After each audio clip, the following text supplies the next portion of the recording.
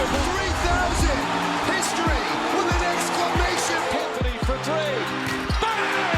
That one goes down, and the game is tied. The Yankees are champions of baseball.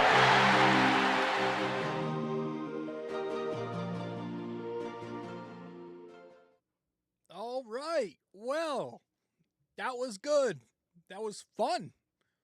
That was really fun. Wow. What a way to start the postseason. The New York Knicks, after a regular season where, again, they won 54, whatever the hell they won. They won over 50 games again. They were one of the top 4 seeds. By wins and losses, they were great. But after a regular season that was very up and down, just by the way they played, it did leave you a little bit nervous, although I was getting pretty cocky on my social medias last night or entering this game. It did leave you a little bit nervous as to what you could have gotten from this Knicks team, right? Because that's kind of been the big question all year. You don't really truly know what you're getting from this team. They could go out there and they could dominate with a 40-point win, or they can go out there and they can completely crap the bed against any particular team, great or poor. They will have that, right? So that made you a little bit nervous. But I'm not gonna lie, it didn't really make me that nervous. This is a Hawks team, and maybe I should be saying this with a little more caution because I kind of had that ultimate confidence heading into the Pistons series last year, and that was a lot tougher than it should have been. But it's just not a Hawks team that scares me that much. God, Lord, I'm knocking on wood right now. So I did expect to win this game. But it was still one that had some tight moments, right? The Knicks get off to this good start, and then they have this tough second quarter, but they gain some more separation in the third quarter before giving a little bit of it up at the end there. They put together a fourth quarter that was pretty good, but then again, late in the game, when you think it was just about over, the Hawks make a run. So there was definitely some bad in this game. You know, it was a little bit sloppy from both sides. The Knicks turned the ball over a lot early on. That led to way too many transition looks for the Hawks. There were some blown coverages in the first half for the Knicks. I thought Brunson went cold offensively after the first quarter. And, you know, there was just some tough offense once the Hawks adjusted very late in the game out of desperation when they made that late fourth quarter fake comeback push. You know, the offense stalled, and there were points in this game where the Knicks gave up some tough offensive rebounds that you didn't want to happen. But there were also plenty of good. You know, Brunson and Cat continue to work together and create some good offense. The Knicks defense made adjustments themselves and looked very good throughout the game. And this was a game where the Knicks didn't play their best. They didn't play particularly well, and they still dominated the majority of that second half. And so at the end of the day, the Knicks take game 1 at the Garden against the Hawks in your Eastern Conference quarterfinal game, 113-102. So you look at the box score, the Knicks were +5 on the glass. They were -3 in assists, but they were also -1 in turnovers, +2 in steals, +2 in blocks, +4 in field goal percentage, 10% better in three-point percentage, 20% better in free throw percentage. That was a big part of this game. The volume that they got too, nice for a change. You look across some of the individual lines. OG Anunoby, 18 points, 8 rebounds, knocks down a couple of threes. Josh Hart, 11 points, 14 rebounds, 5 assists, 3 steals. Great defense. We'll talk about that. Cat and Brunson combined for 53 points. We'll talk about them. Mikal Bridges, 11 points and good defense. Jordan Clarkson was the last guy off the bench tonight, makes 8 points off the bench. Deuce gives you 6 points. Had a rough game, but 2 big-time buckets in the beginning of the fourth quarter. And so let's talk about it all, man, because there was some good, there was some bad, and there are some takeaways that we should go over before the Knicks go into Game 2 on Monday. So let's do that, and we'll get to that the second we return here. I'm going to go to a quick break here on episode 1041 of the podcast. Welcome to BD4. Quick break here, guys. Stay connected with BD4 on social media. Follow us on Instagram and X at BD4Pod, and find us on Facebook by searching BD4. Don't miss out. Join the conversation. Want more BD4? Subscribe to our YouTube channel and never miss an episode. Hit that like button, drop a comment, and share with your fellow fans. Don't forget to ring that bell so you're always the first to know when a new video drops. Love BD4 but don't have the time to sit down and watch? Don't forget to subscribe on Apple Podcasts and Spotify so you never miss an episode.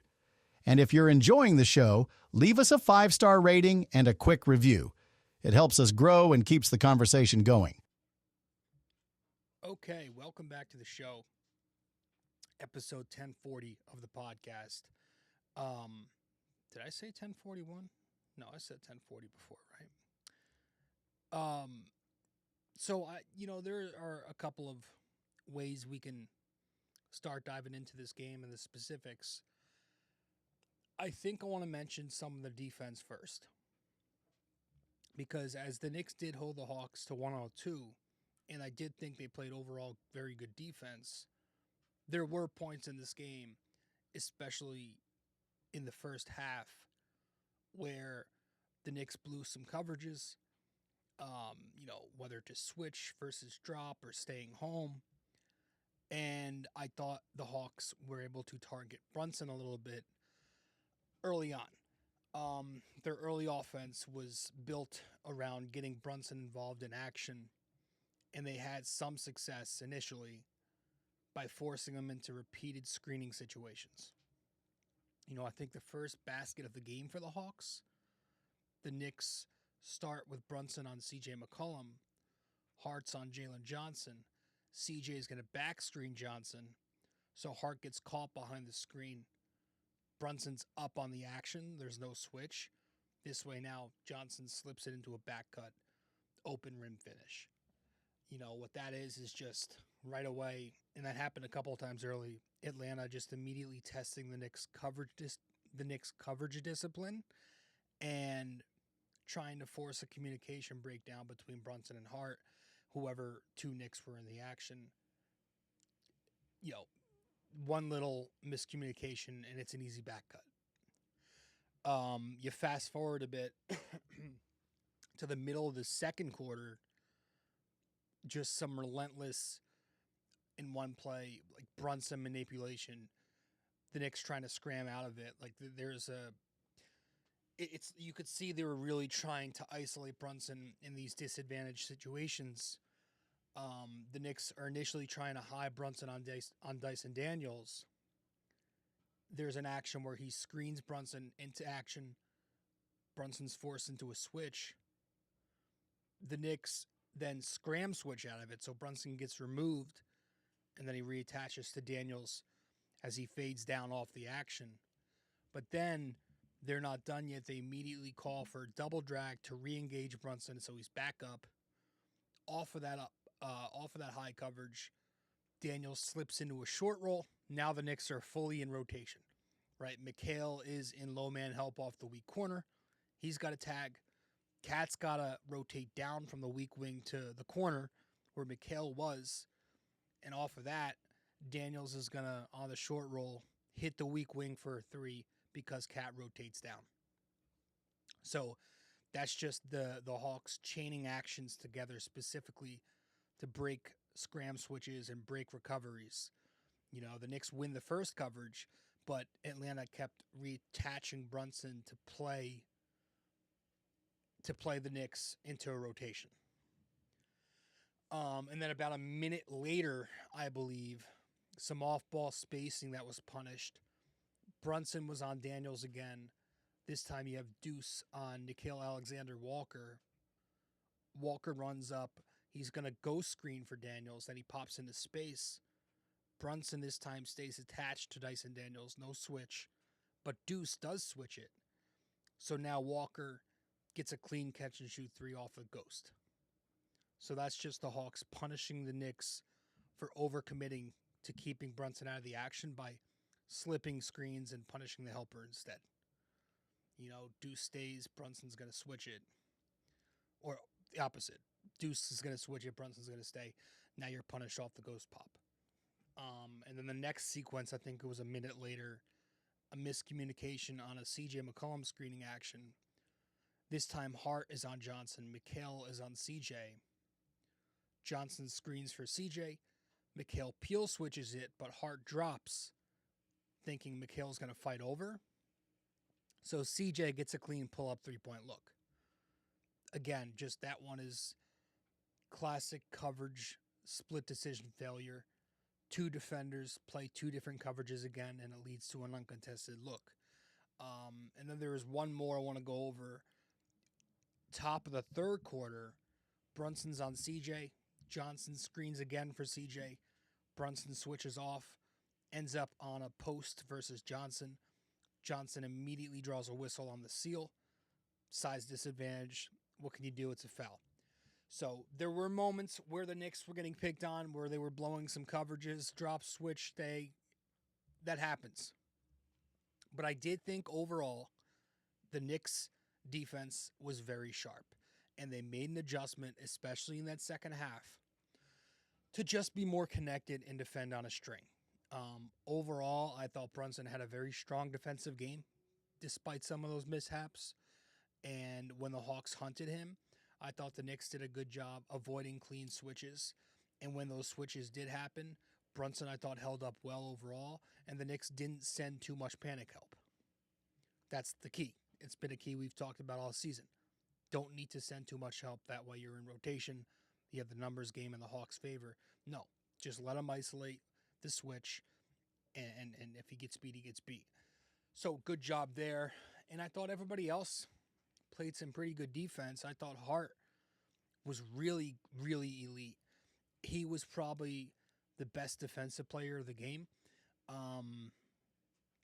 His screen navigation going under, recovering very well if he was screened off, defending isolation off those unders exceptionally well.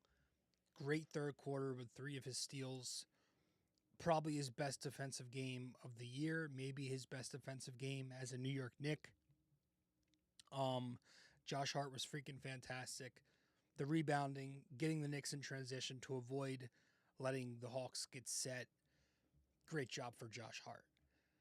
Mikal Bridges,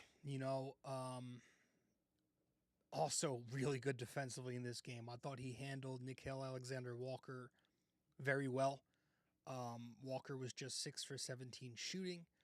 I thought Mikal was just phenomenal off the ball, as he always is. He's a great help defender. Just relentless.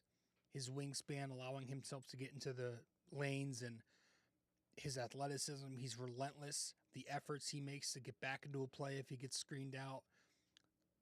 Really good job for Mikal. Karl-Anthony Towns. I thought Cat was very strong in help. I thought he had some okay rotation defense, strong rim protection, some solid switches. Cat was often on Daniels to switch the pick and roll and to also hide him, and so he can play his ghost coverage. He had a big strip on CJ McCollum. He had a couple of really great blocks.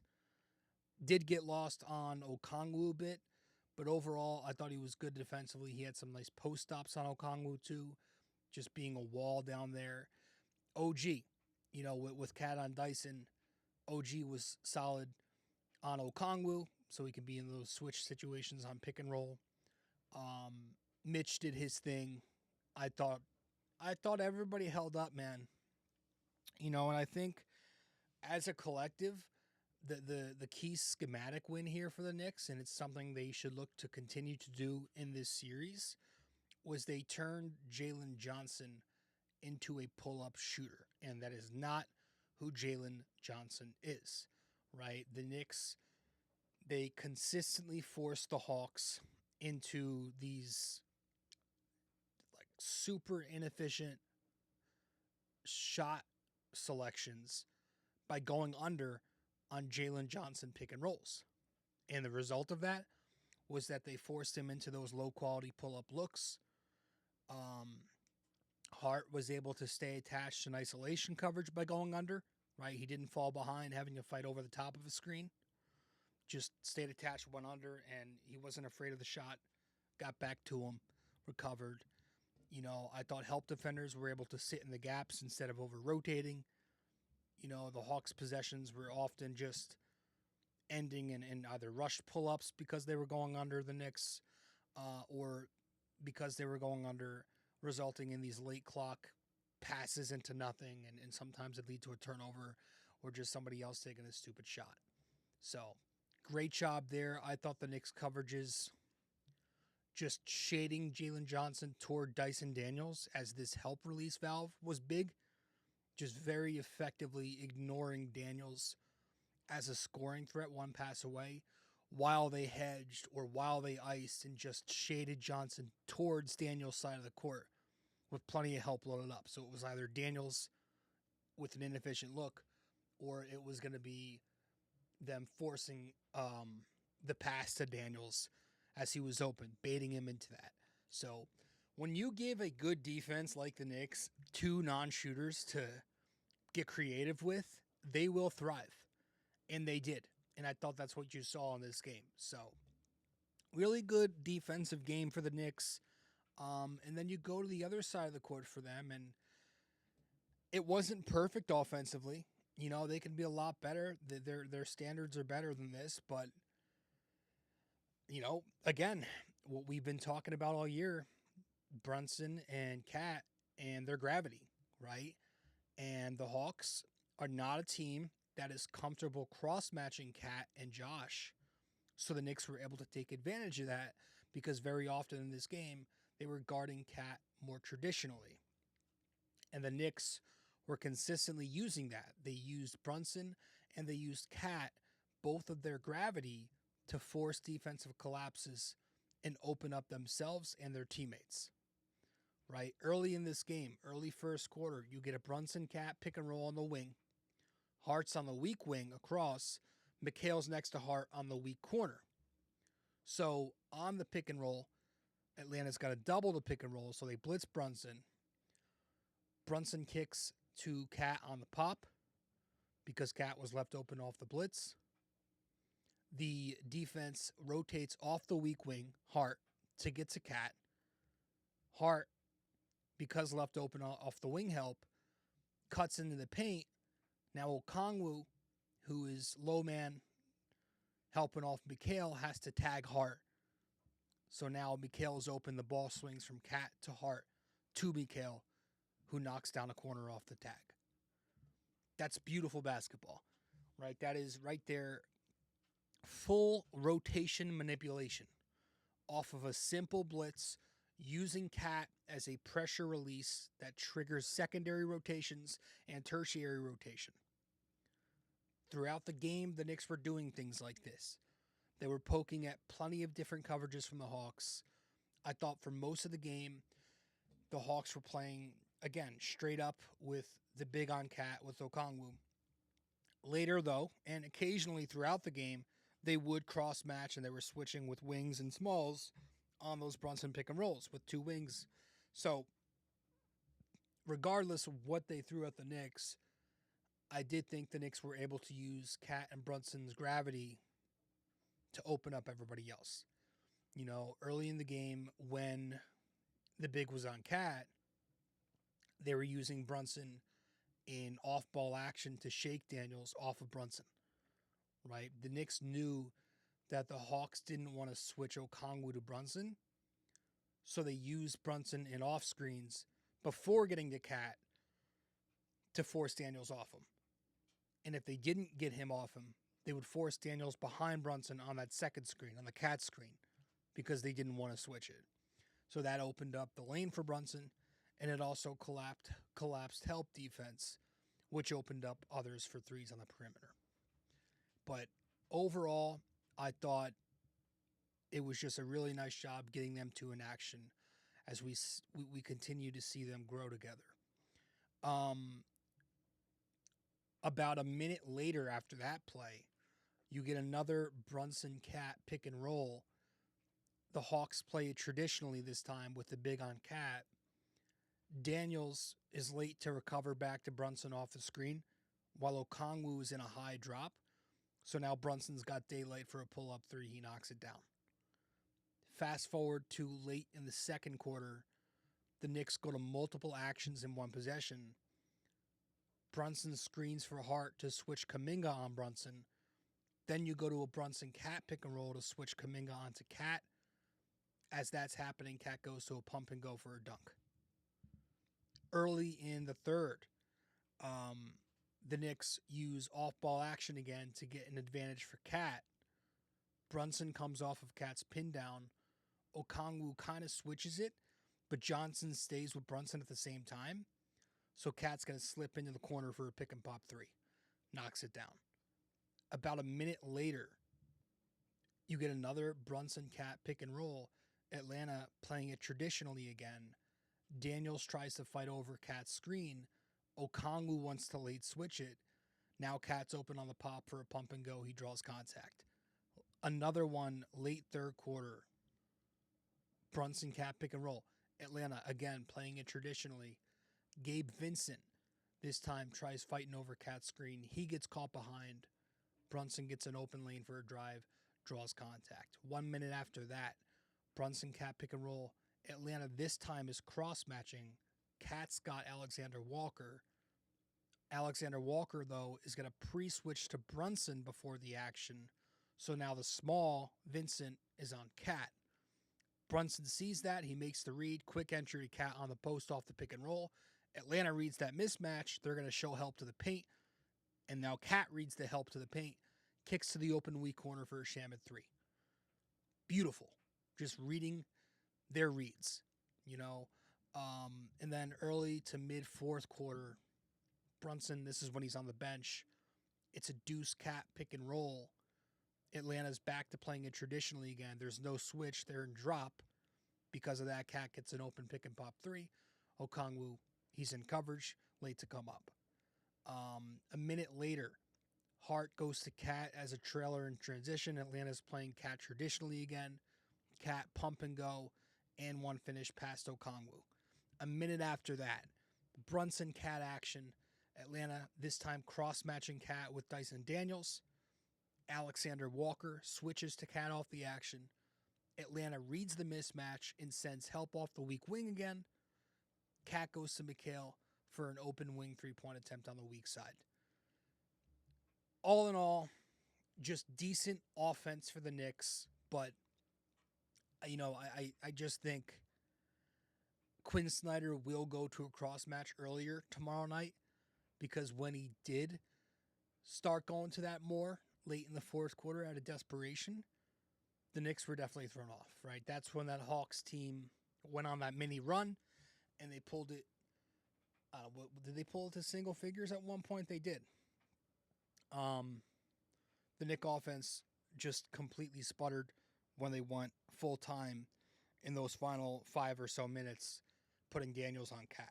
Cat really couldn't post Daniels either because they were closing off the gaps. And it just turned into Brunson Hart pick and roll with Alexander Walker running right through Hart's screens, contesting Brunson's ISOs anyway.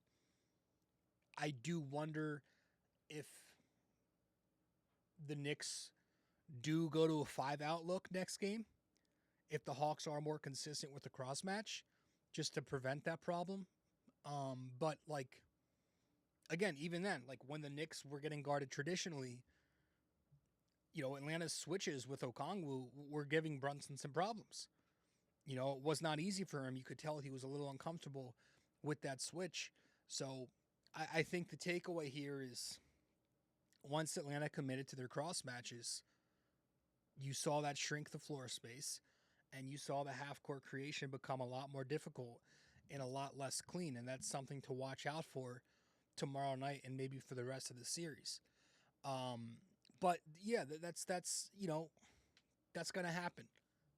We've talked about this all season long, especially with some of the lineups the Knicks allow that to happen with. But your big picture takeaway is that the Knicks controlled this game through two main areas. Offensive manipulation of Atlanta's help structure, both through Cat and Brunson's gravity, and defensive coverage discipline, right? Especially avoiding those clean Brunson hunts or those targets on Brunson, not letting Atlanta find success there. Atlanta's best stretch came when they were able to reattach Brunson to actions and repeatedly enforce rotation breakdowns. But the Knicks' unders, their recoveries, and their weak side discipline helped limit that damage consistently. They didn't let them continue to just hurt the Knicks over and over and over and over with it. So I thought that was key.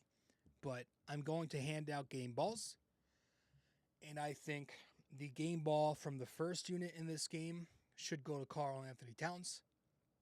After starting slow and after, of course, getting the play-by-play booth to talk about how he's not getting touches and that's always just the thing, he finishes this game with 25 points, 8 rebounds, 4 assists, has a steal, has 3 blocks, shoots 3 for 4 from 3, 10 out of 10 at the foul line as well, was a +3 in 33 minutes. So a fantastic game for Cat, who continues to just really play good ball ever since the second half of the season, right? A little before the All-Star break, he has picked it up. And so Karl Anthony Towns this season, let's count, 5, 10, 15, 20, 22, 23, 23 total game balls for Cat this year. 23 total game balls, 22 in the regular season, 1 in the playoffs. So good for Cat, as I just realized I'm not even on the screen that I wanted to be on. There we go. 25 points, 8 boards, 4 assists, 3 blocks, did have 5 turnovers, did have 5 fouls, but still finishes a +3 in 33 minutes. So Cat, his 23rd game ball of the season in a year where he averaged, at least across the regular season, 20, 12, and 3 on 50, 37, 86 splits. But those percentages were ticking upwards again in that second half of the season. So Cat gets the game ball. Going to the second unit, going to hand the game ball to Mitchell Robinson, who didn't put up great numbers, and nobody on the second unit was outstanding. But Mitch, 4 rebounds and assists, a couple of blocks. He was a +5. Only played 15 minutes because they were playing Hack-a-Mitch, where he was 1 out of 4. But he had great moments defensively. He had some key rebounds in that first half. I thought Mitch was very noticeable. His impact never goes unnoticed with me, although on the box score it might not always show up. Mitch was fantastic, and Mitch gets the game ball. He also has 23 game balls on the season. Again, 22 came in the regular season, tied with Cat. So Mitch was great. Mitch was great. Cat was great. You know who wasn't great? And I don't know why I'm even going to bring this up, but I guess I'll run through it real quick. Danny Green. I'm sure Knicks fans know what I'm talking about. Apparently, this was a couple days ago. I didn't know he was with ESPN because I don't watch ESPN. But Danny Green, as an analyst for ESPN the other day, talking about why he chose to back off picking the Knicks and why he's choosing the Hawks, I think, right? And I'm going to quote it word for word here because I thought it was a bit of a wild thing to say. So Danny Green the other day on why he's not choosing the Knicks. Simply because the fact that the Knicks this year, especially late in the season, they looked very up and down. They looked like they were disconnected. The chemistry wasn't there. There are rumblings about some guys don't like Mike Brown or work with the coaches. There are rumblings that some guys are feeling they're not getting touches or there's overusage of Jalen Brunson. that seems to me like a team that could self-implode. So anybody who considers themselves a Knicks fan knows this already. Like, this is nothing new. This has been something for 2 years. It's another thing that's blown out of proportion because the casual fan who's probably like the big ESPN watcher or mainstream watcher is probably just finding out about this right now because they saw the Danny Green quote and they never knew about this stuff. No, this is normal for the Knicks. Like, this has been happening. You know, you had this stuff last year, OG, Mikhail. You had the Cat stuff this year with Brown. Like, this is normal for teams. It's very rare that teams don't have things like this. And Danny Green, who's played on a championship team, multiple maybe, he should probably know this, that like even those teams probably had some stuff going on. This is not something that doesn't happen. You don't need to be best friends. You don't need to be in agreement with the system. You just need to go out there and win and play together. And that was a regular season thing anyway. These guys are professional enough to know when to lock in. And that's exactly what they did yesterday. And I don't think this is anything that's bigger than just talk. I don't care what comes out of this player's mouth, what comes out of this coach's mouth. I care about what this player does when he's dribbling the basketball. That's it. I say this all the time with baseball. So that's it on that. I'm not going to talk anymore on that front. We're going to wrap this episode up right here with our trivia question of the day, and that will do it. So our trivia question for this ep is, before 2021, what was the Knicks' playoff record against the Hawks across their first 2 series? All right, before 2021, what was the Knicks' playoff record against the Hawks across their first 2 series? So let me know the answer wherever you can reach me, folks. I do appreciate you all tuning in. I'm going to head out, see if I can catch this Yankees game, which begins 4:20. We finally got a time. There we go. Rain delay. All right. As for the Knicks fans, I'll see you soon. After Game 2, go Knicks. Let's go. Hey guys, thank you for listening to BD4. Be sure to follow us on social media, subscribe to us on YouTube, and give us a 5-star rating on Apple Podcasts. We'll see you next time.